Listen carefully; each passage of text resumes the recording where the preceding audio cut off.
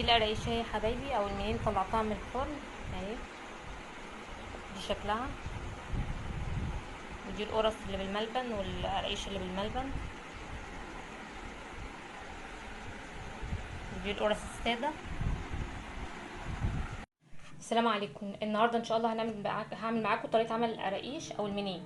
المقادير عندي هنا 2 كيلو دقيق، عندي هنا 4 معالق سمسم محمصاه، عندي هنا السكر مطحون طحنته مع 3 معالق ينسون ومحلب. اليانسون باخده هو المحلب على النار كده، احمصه شويه وبعد كده اضربه مع السكر لان المحلب ما بيضربش لوحده.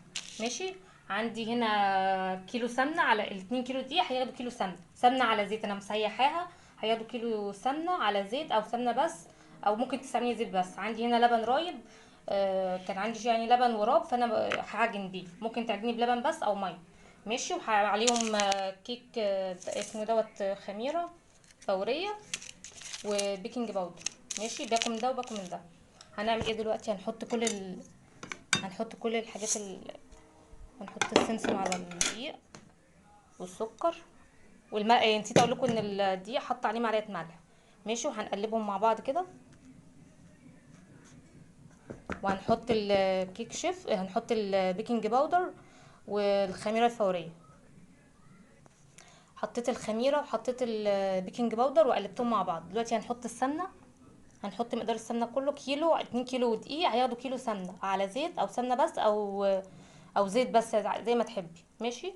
وهنبسهم بقى زي الكحك بالظبط. عايزين نبس الدقيق دوت لحد ما يتشرب كله بالسمنه. ماشي. هبس وارجع لكم.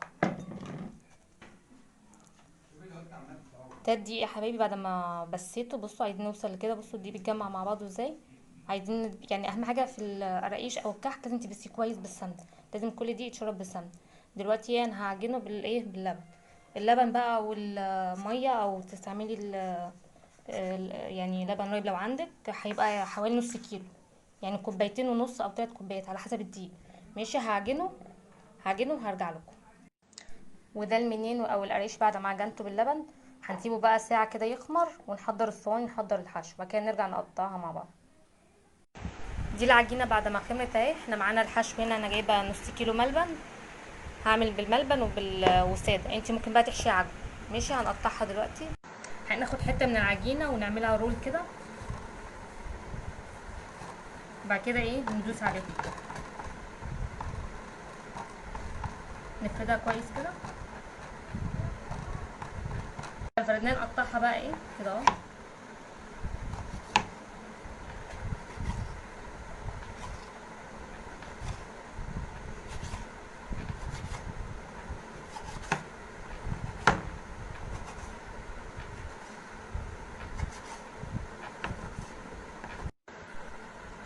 فردت العجينه اهو. هحشيها ملبن بقى. انا عملت الملبن سبتها، عملتها زي رول كده، وبعد كده نلف عليها العجينه. نقفل كده، نقفلها كويس. نقفلها كويس عشان ما تطلعش منها. ونلفها كده. وبعد كده هندوس عليها ونقطعها. نقطع العيش كده اللي هي بالملبن المنين. بصوا ده يبقى شكلها. بصوا الملبن بيبقى عامل كده. ماشي. هنقطعها بقى ونرصها في الصواني. هعمل القراقيش كلها كده، او المنين هعمله كده كله. دي القراقيش اهي يا حبايبي بعد ما قطعتها. المنين اهو قطعته. ده المحشي بالملبن، ده ساده. وهو عملت قرص كمان. عملت قرص دي ساده، ودي قرص محشيه بالملبن. وحطيت طبعا الصينيه الاولانيه في الفرن عشان خمرت. هنحطها على درجه حراره 200 في الفراغ الاوسط.